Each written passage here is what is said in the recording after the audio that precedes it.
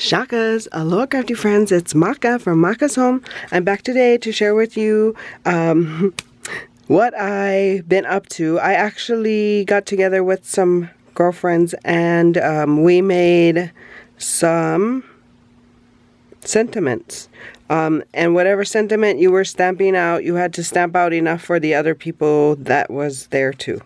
So this is what I ended up with. So I have a very good start with sentiments, and it's always it's very easy. And who likes to sit and stamp out all of these sentiments to build your own stash by yourself? So getting together with a friend or a couple of friends and doing it, it doesn't take much skill to just stamp the words and then cut them out.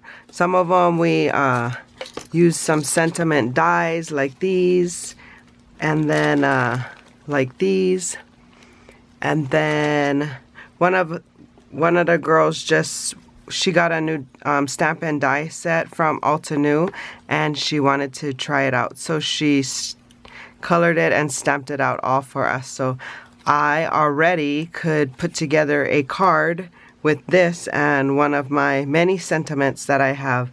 I like having a stash of sentiments. If you're a follower here, you'll know that I keep a box of sentiments.